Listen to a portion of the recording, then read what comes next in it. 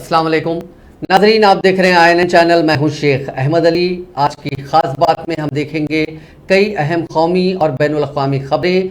महाराष्ट्र के यवतमाल से मुंबई आने वाली एक निजी बस हफ्ते को नासिक औरंगाबाद रोड पर एक ट्रक से टकरा गई, जिसकी वजह से उसमें आग लग गई और कम से कम 11 अफराद हलाक और दीगर 21 जख्मी हो गए। नासिक म्युनिसिपल कॉरपोरेशन के कमिश्नर चंद्रकांत पलकुंदर ने कहा कि यह हादसा नादौर नाके के करीब चोफुली में पेश आया और तमाम महलूकीन की लाशें झुलस गई हैं, जिसकी वजह से उनकी शिनाख्त करना एक बड़ा चैलेंज है। उन्होंने बताया कि बस में 40 से 45 मुसाफिर सवार थे और ट्रक धोले से औरंगाबाद जा रहा था। वज़ीर आज़म नरेंद्र मोदी ने नासिक हादसे पर गहरे रंजो गम का इजहार किया। उन्होंने कहा कि हादसे में अपने प्यारों को खोने वालों से मेरी ताज़ियत है। मैं जख्मियों की जल्द सेहतयाबी के लिए दुआ हूँ। वहीं महाराष्ट्र के वज़ीर आला एकनाथ शिंदे ने मरने वालों के लवाहिकीन को 5-5 लाख रुपए की इमदादी रकम का ऐलान किया। जोधपुर के कीर्तिनगर में गैस सिलेंडर में धमाके से 4 लोग जिंदा जल गए, 16 लोग संगीन रूप से झुलस गए। धमाके से करीब 1 किलोमीटर का इलाका दहल उठा। कलेक्टर हिमांशु गुप्ता ने बताया कि हफ्ते की दोपहर करीब 2 बजे कीर्तिनगर में गैर कानूनी तरीके से गैस रिफिलिंग के दौरान गैस लीकेज हुआ था और फिर धमाका हुआ। इसकी वजह से आसपास कॉलोनी में खड़ी गाड़ियां भी आग की चपेट में आ गई। मरने वालों में से एक नौजवान और 3 बच्चे शामिल हैं। इब्तदाई जांच में सामने आया कि मकान कोजाराम लोहार का है। कोजाराम के 4 भाइयों का खानदान भी इसी घर में रहता था। अस्पताल में भर्ती 16 में से करीब 8 लोग 80% तक झुलस गए हैं। ये भी सामने आ रहा है कि कोजाराम का बेटा गैस रिफिलिंग का काम भी करता था। हालांकि अभी तक इसकी तस्दीक नहीं हुई है कि हादसा किस वजह से हुआ।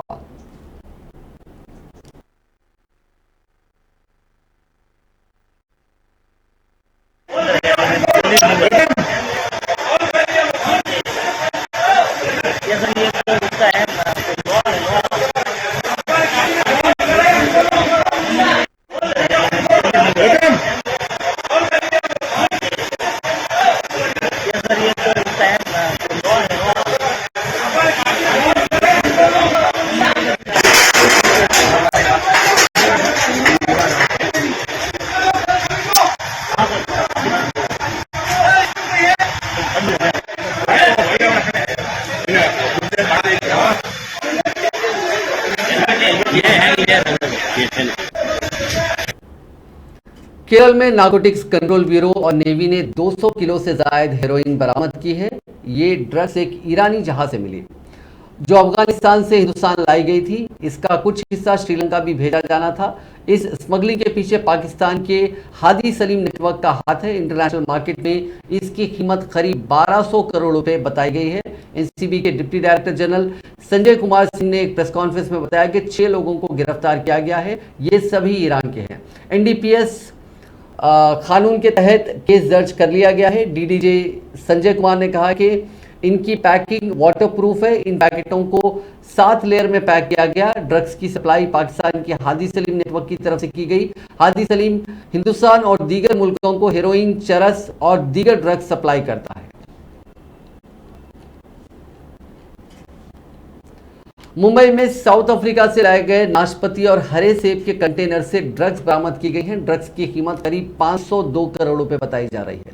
डीआरआई मुंबई की खुफिया जानकारी के बाद सर्च ऑपरेशन चलाया गया था। दरअसल कंटेनर में ड्रग्स की जानकारी मिलने के बाद 6 अक्टूबर को नोआहा शोवापोर्ट पर कंटेनर को रोक दिया गया। कंटेनर में हाई क्वालिटी कोकेन से बनी 50 ईंटें सेब के बक्से में छुपी मिली, जिनमें सभी ईंटों का वजन 50.23 केजीज था। ये हाल के दिनों में कोकेन की सबसे बड़ी बरामदगी है, जिसे समुद्री कंटेनर से स्मगल करके लाया गया था। वहीं मामले में शामिल सभी मुलजिमीन को एनडीपीएस एक्ट के तहत गिरफ्तार कर लिया गया है। जिस कंटेनर में ड्रग्स मिले हैं उसके इंपोर्टर के नाम पर 7 दिन पहले ही साउथ अफ्रीका आए संतरे के खेत में 198 किलो मेथ और 9 किलो कोकेन जब्त की गई थी। इसकी कीमत 1476 करोड़ रुपए थी। इंपोर्टर को डीआरआई ने वाशी से गिरफ्तार किया था। डायरेक्टरेट ऑफ रेवेन्यू इंटेलिजेंस के अहदेदारों ने बताया कि मुंबई के वाशी में एक ट्रक जांच के लिए रोका गया था। ट्रक में इंपोर्ट किए गए संतरों के डिब्बे लदे थे, लेकिन स्मगलर्स ने डिब्बों के अंदर मेथाम्फेटामाइन और कोकेन छिपा रखा था। ट्रक को जब्त कर लिया गया। एजेंसी ने माल इंपोर्टर्स को भी गिरफ्तार किया। मुलजिमीन से पूछताछ की जा रही है। इंडियन कोस्ट गार्ड ने एंटी टेररिज्म स्क्वाड गुजरात ने हफ्ते की सुबह ज्वाइंट ऑपरेशन चलाकर इंटरनेशनल वाटर्स में एक पाकिस्तानी बोट पकड़ी है। अल साका नाम के इस बोट से 50 किलो हेरोइन बरामद की गई है। बोट सवार 6 स्मगलर्स को गिरफ्तार किया गया है। इंटरनेशनल मार्केट में हेरोइन की कीमत करीब 350 करोड़ रुपए आंकी गई है। आगे की जांच के लिए नाव को कच्छ जिले के जखाऊ पोर्ट ले जाया गया। इससे पहले 14 सितंबर को भी एक पाकिस्तानी बोट से 200 करोड़ की 40 किलो हेरोइन जब्त की गई थी। इंडियन एयरफोर्स डे पर हफ्ते के रोज चंडीगढ़ में एयर शो हुआ। इस मौके पर एयरफोर्स के जवानों ने आसमान में करतब दिखाए। इस प्रोग्राम में सदर जमहूरिया द्रौपदी मुर्मू बतौर चीफ गेस्ट पहुंची। वजीर दिफा राजनाथ सिंह, रुकन पार्लियामेंट किरण खेर, हरियाणा के वजीर आला मनोहर लाल खट्टर, हरियाणा के गवर्नर बंडारू दत्तात्रेय, पंजाब के गवर्नर बनवारी लाल पुरोहित ने भी एयर शो का लुत्फ उठाया। सुखना लेक पर एयर शो को देखने के लिए हजारों लोग पहुंचे। एयर शो शाम 5 बजे तक चला। आसमान में राफेल, सुखोई, मिग, प्रचंड, मिराज, चेतक, चीता, चिनूक, रुद्रा जैसे 80 से ज्यादा एयरक्राफ्ट ने अपना मुजाहरा किया और ताकत दिखाई। एयरफोर्स के ट्रेंड जवानों ने पैराशूट से हजारों फीट की ऊंचाई से करतब दिखाए। इस मौके पर एयरफोर्स ने अपने जवानों के लिए कॉम्बैट यूनिफॉर्म भी लॉन्च की।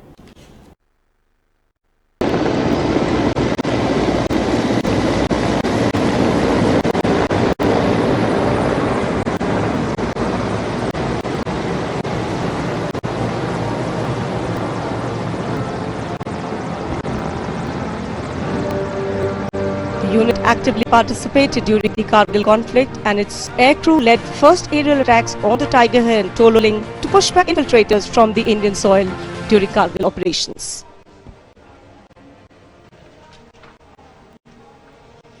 And that's an inside pilot's view from the cockpit.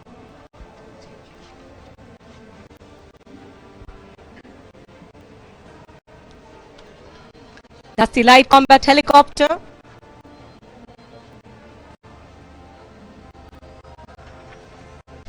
The Prachand.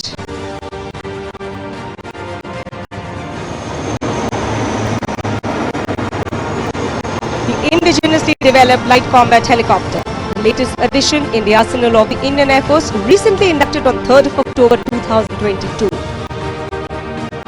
Led by Group Captain Deepak Bishnoi.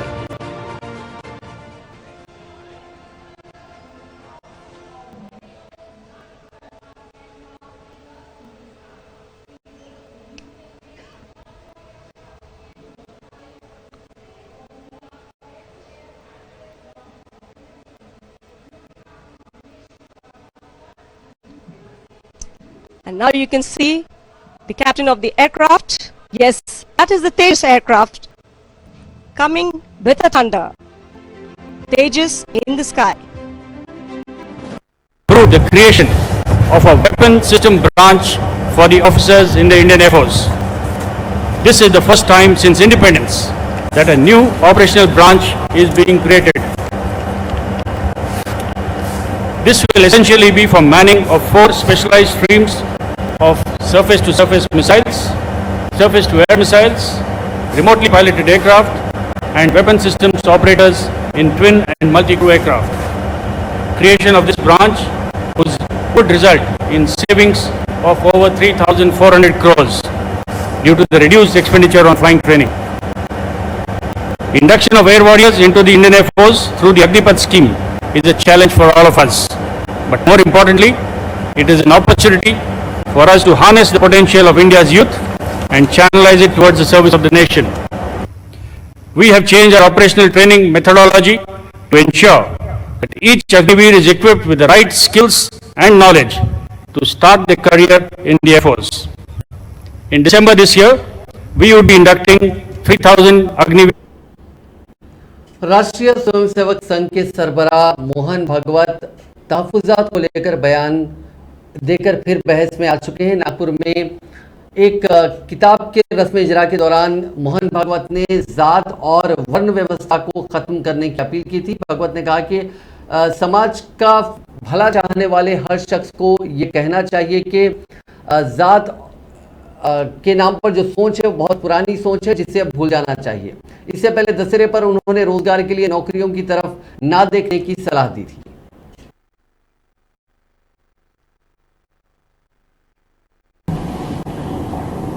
आणि शास्त्रश्रेष्ठ आहेत म्हणून लोकांची सोय करता येणार नाही। याच्यात तडजोड घालून तिसरी गोष्ट आपल्या इथे आहे की या दोघांनाही धर्मानुसार चालावा लागतं। आणि धर्म म्हणजे काय हे फक्त आहे, धर्म म्हणजे जोडणार, धर्म म्हणजे समाज टिकवणार, समाज उन्नत करणार, प्रारंभी मध्य आणि शेवटी सुद्धा आनंददायक सुखदायक असणार, जे कुठलाही अतिरेक करत नाही, संतुलित व्यवहार शिकवतो तो धर्म। हे सगळे आपल्या शास्त्रातल्या व्याख्या आहे। प्रत्येकाचा स्वभाव ओळखून त्याचं कर्तव्य निर्धारित करणारा आणि हे करताना या सगळ्या गोष्टी इहलोकी परलोकी दोन्हीकडे सुख देणारा तो धर्म प्रमाणाला नाही, तो समाज जोडून ठेवून ज्याच्यामुळे समाजाचं नुकसान होतं ते धर्माचं नाही। आणि भागवतामध्ये धर्माचे 4 आधार सांगितले, 4 पाय, त्याचा उल्लेख मी विजयादशमी वाटण्यात केला। एक आहे सत्य। आता सत्य हे आपापल्या नजरेतून आपण पाहतो किंवा वर्णन केलं तर ते वेगवेगळंच असतं, म्हणून तुम्ही सत्य काय समजलं त्याला महत्व नाहीये, तुम्ही सतत सत्याच्या शोधात राहता की नाही, सत्यनिष्ठ असता की नाही, सत्याला धरून तुम्हाला जेवढं माहित आहे जेवढं माहित आहे त्याला धरून तुमचं जीवन आहे। आणि याच्यामध्ये अतिरेक येऊ नये, नाही तर आमचंच खरं, कारण मी असं सत्य पाहतो मग तुम्ही वेगळं जाऊन तुमचं असं नको व्हावं म्हणून दुसरी गोष्ट करणं। आणि शास्त्र भारत जोड़ो यात्रा के 1 महीना पूरा होने के बाद राहुल गांधी ने हफ्ते के रोज कर्नाटका के तुरुवेकेरे में 34 मिनट की एक प्रेस कॉन्फ्रेंस की। राहुल इस दौरान सावरकर, आरएसएस और पीएफआई से लेकर कांग्रेस की इंटरनल पॉलिटिक्स पर बात की। उन्होंने कहा कि हिंदुस्तान की तकसीम को लेकर पूछे गए एक सवाल पर राहुल ने कहा कि आज़ादी की लड़ाई में सावरकर अंग्रेज़ों के लिए काम करते थे और उसके लिए उन्हें पैसे मिलते थे। कांग्रेस एमपी ने कहा कि मुल्क की जनता करप्शन से परेशान है और हुकूमत इसे मैनेज करने के लिए मीडिया पर कंट्रोल कर रही है। Last I recall that it was leaders of the Congress party who fought the British, who spent years in jail. Mahatma Gandhi, Jawaharlal Nehru, Sardar Patel, all these people, they gave their lives fighting the British. In my study of history, in my understanding, the RSS was helping the British. In my understanding, Savarkar used to get a stipend from the British. These are historical facts, and these are not facts that the BJP can hide, right? The party that fought for independence and created a mass movement for independence, the party that helped bring the constitution, the party that brought the Green Revolution, that's the Congress party. And it's interesting that the BJP comes out with these comments. But if you look at the historical truth, the BJP was nowhere to be found in the freedom struggle. And the BJP is singularly dividing the nation and spreading hatred in this nation. Spreading hatred, dividing the nation are not things that help the nation. That is why we are doing the Bharat Jodo Yatra. And I would like to also say to you that it is not just me doing the Bharat Jodo Yatra. There are now lakhs and lakhs and lakhs of people who are doing the Bharat Jodo Yatra. So this is not just the expression of the Congress party, this is the expression of the people of India, and the people of India are tired of the type of politics that is being done. They are tired of the price rise, they are tired of unemployment, and they are tired of the immense wealth that a few people are. Last I recall that it was leaders of the Congress party who fought the British, who spent years in jail. Mahatma Gandhi, Jawaharlal Nehru, Sardar Patel, all these people, they gave their lives fighting the British. मरकजी वजीर दाखिला अमित शाह 3 दिन के आसाम के दौरे पर हैं। BJP सदस्य जेपी नड्डा भी उनके साथ हैं। आज हफ्ते के रोज दूसरे दिन उन्होंने गुवाहाटी में बीजेपी के नए दफ्तर का इफ्तिताह अंजाम दिया। इसके बाद अमित शाह ने एक पब्लिक मीटिंग से खिताब किया। इस दौरान उन्होंने कांग्रेस पर निशाना साधा। उन्होंने कहा कि आसाम की जमीन को कांग्रेस ने कई साल तक दहशतगर्दी और हड़ताल की जमीन बना दिया था। अमित शाह ने कहा कि यहाँ पर ना तरक्की हो रही थी और ना ही तालीम मिल रही थी और ना ही अमन था। उन्होंने कहा कि आज मुझे खुशी है कि 2014 से पूरा नॉर्थ ईस्ट तरक्की के रास्ते पर चल रहा है।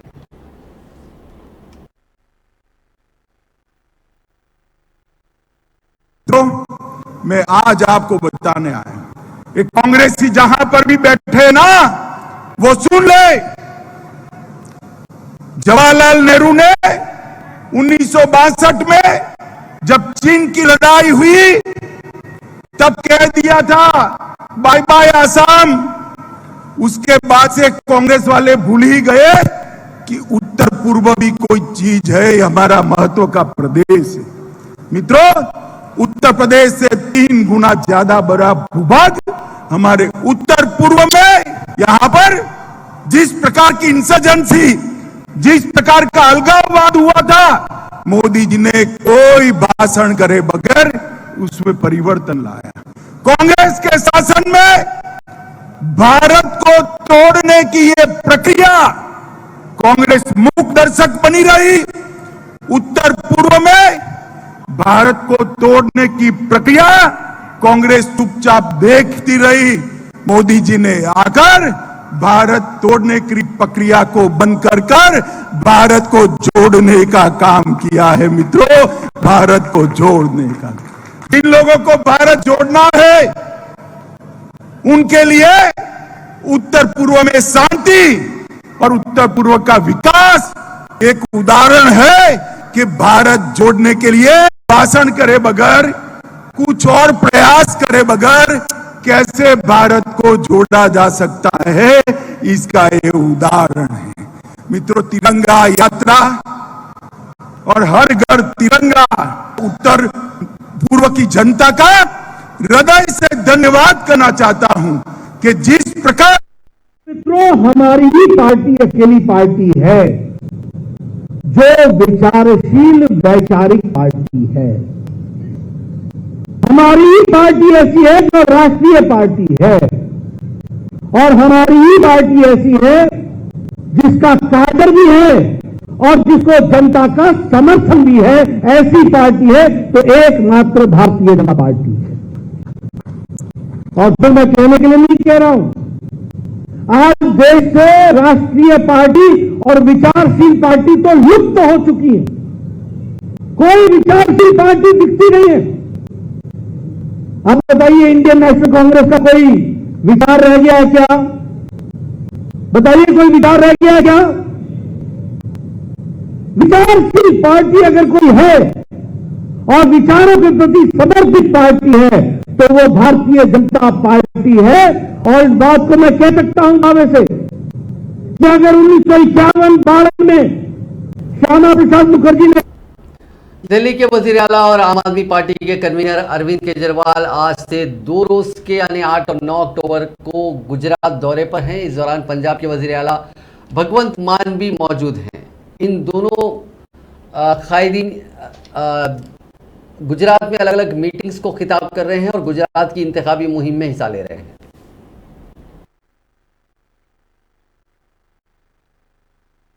बहुत सारे किसान आए हुए हैं यहाँ पे। पंजाब में भगवंत मान साहब ने 5 फसलों पे एमएसपी दे दी है।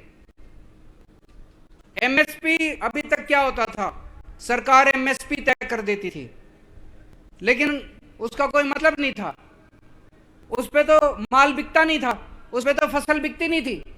तो इन्होंने ये कह दिया कि अगर मार्केट में एमएसपी पे आपकी फसल ना बिके तो सरकार आपकी फसल खरीदेगी, आपको एमएसपी का दाम दिलवाया जाएगा। भगवंत मान साहब ने 5 फसलों पे गेहूं, चावल, कपास, नरमा और मूंग दाल, इन 5 फसलों पे पंजाब में एमएसपी दे दी। अब अगर किसी भी किसान की फसल मार्केट में इससे कम रेट पे बिकती है, वो सरकार को बेच के आ जाता है, सरकार खरीदती है, अनिवार्य जरूरी है सरकार को खरीदना। आपको भी हम शुरू 5 फसलों से करेंगे, फिर एक एक करके सारी फसलें। 5 फसलें हम सरकार बनते ही 5 फसलें हम एमएसपी देंगे। गेहूं, चावल, चना, मूंगफली, कपास, ये 5 फसलों पे गुजरात के अंदर हम एमएसपी देंगे। आपको अगर मार्केट में इससे कम रेट मिले एमएसपी पे, सरकार के पास आ जाना, सरकार आपकी फसल खरीदेगी एमएसपी के ऊपर।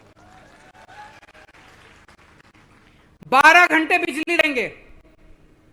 अभी रात को आती है, कभी नहीं आती है। दोपहर के अंदर 12 घंटे आपको बिजली देंगे। सिंचाई की व्यवस्था करेंगे। कई साल हो गए अभी तक नर्मदा का पानी नहीं पहुंचा चारों तरफ। सिंचाई की व्यवस्था करेंगे।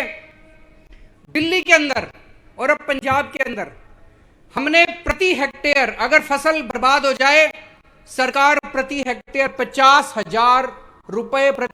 लोकतंत्र में अगर कोई नेता अपने आप को लोगों से बड़ा समझने का घमंड कर बैठे तो बहुत बुरी करते हैं लोग। जनता चुप रहे 5 साल, जनता कुछ ना बोले 10 साल, जनता अपने होठों को सीले 15 साल, जनता अपने दिल पर पत्थर रख ले 27 साल। लेकिन 27 साल बाद जब जनता उठती है, बोलती है, तो 27 साल का हिसाब भाई साहब 27 मिनट में ले लेती है जनता। ये घमंड में रह रहे हैं। इनको ये है जो हम कहते हैं वही कानून होता है। बस जहां हमने ऐसे ऐसे कर दिया वोट आ गए। अरे भाई लोग हैं, ये पब्लिक है। आजकल पब्लिक को ऐसे मूर्ख नहीं बना सकते। आजकल लोग ऐसे करते हैं, घर पे झंडा किसी।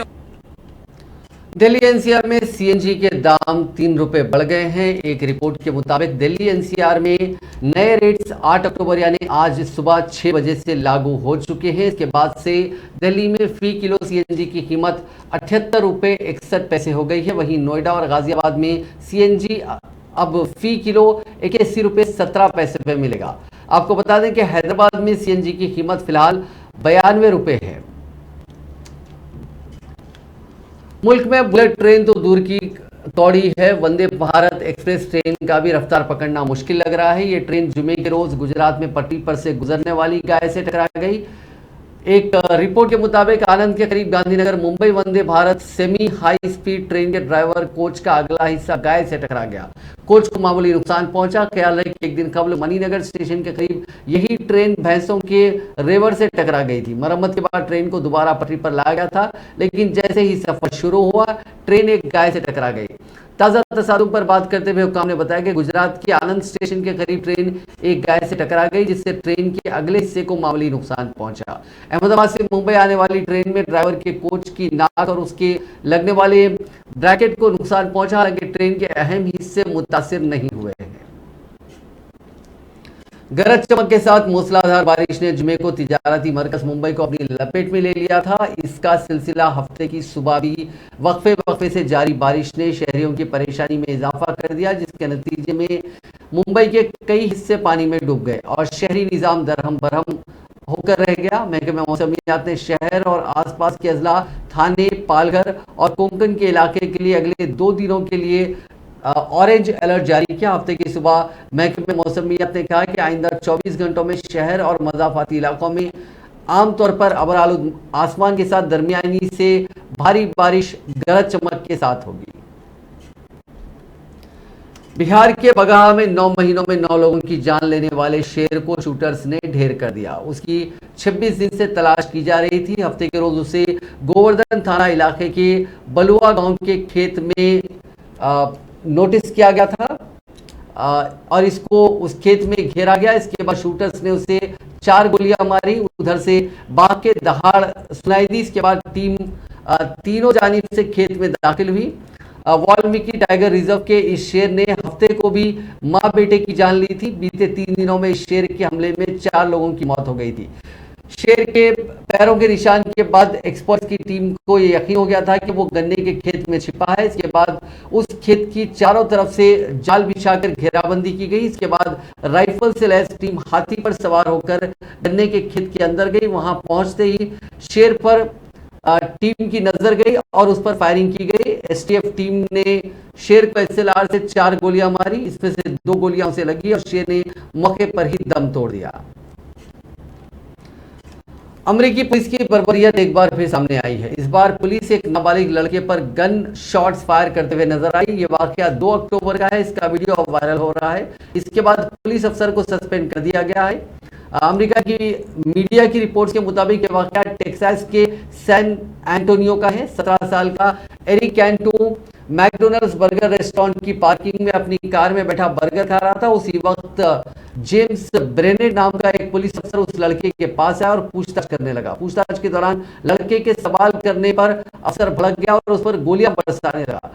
लड़के ने हड़बड़ाहट में गाली चलाई और वहां से निकल गया। हालांकि लड़के को गोली लगी और वो अभी अस्पताल में है। एरिक के साथ 17 साल की एक लड़की भी थी, उसे कोई चोट नहीं आई। इस वाकये को लेकर पुलिस की सफाई भी सामने आई। पुलिस के स्पोक्सपर्सन ने कहा कि अफसर को लगा कि एरिक की कार चोरी की है। उसने बिना बैकअप बुलाए कार का पीछा किया और अचानक दरवाजा खोलकर एरिक को बाहर निकलने का हुक्म दिया। शुरुआत में नाबालिग पर पुलिस से चिपने और हमला करने का इल्जाम लगाया गया था। बाद में पुलिस के बॉडी कैम फुटेज आने के बाद सच्चाई सामने आई और उसके खिलाफ इल्जामात हटा दिए गए। यूनाइटेड स्टेट्स ऑफ अमेरिका के ओहायो स्टेट में एक फुटबॉल मैच के दौरान फायरिंग हुई। इसमें 3 लोगों की मौत हो गई। ये मुकाबला 2 स्कूल टीमों के बीच खेला जा रहा था। हालांकि फायरिंग स्टेडियम के बाहर हुई। ये मुकाबला ओहायो के हाई स्कूल स्टेडियम में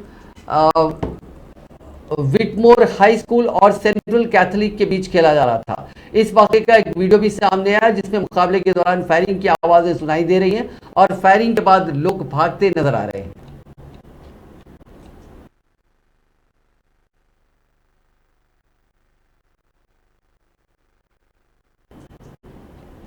रूस को क्रीमिया से जोड़ने वाले क्रच रेलवे ब्रिज जोरदार धमाके के बाद तबाह हो गया।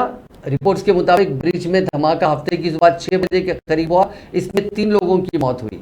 इस ब्रिज को क्रीमिया पर रूस के कब्जे के सिंबल के तौर पर देखा जाता है। धमाके पर यूक्रेन के प्रेसिडेंट ऑफिस में एडवाइजर हेड माइकोलो ने ट्वीट कर कहा कि क्रीमिया ब्रिज शुरुआत है। रूस को यूक्रेन से चुराई गई हर चीज वापस करनी होगी।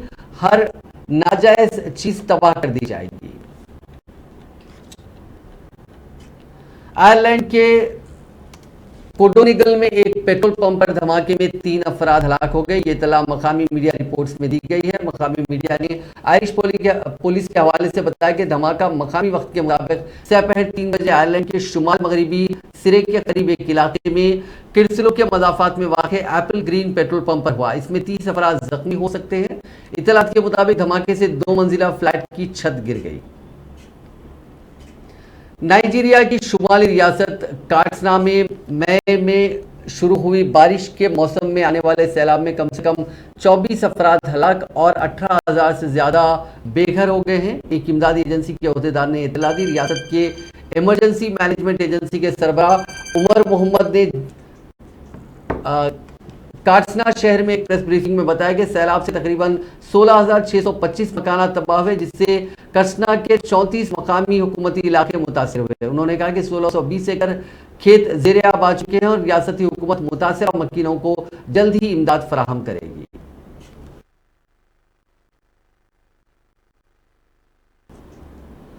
मेटा ने 10 लाख यूजर्स की जानकारी पासवर्ड के साथ लीक होने का इंतबाह जारी किया है। यानी हम फेसबुक की बात करें, कंपनी ने कहा कि यूजर्स का ये डेटा थर्ड पार्टी ऐप्स के जरिए लीक हुआ। उसने अपने यूजर्स को फौरी पासवर्ड बदलने की सलाह दी है।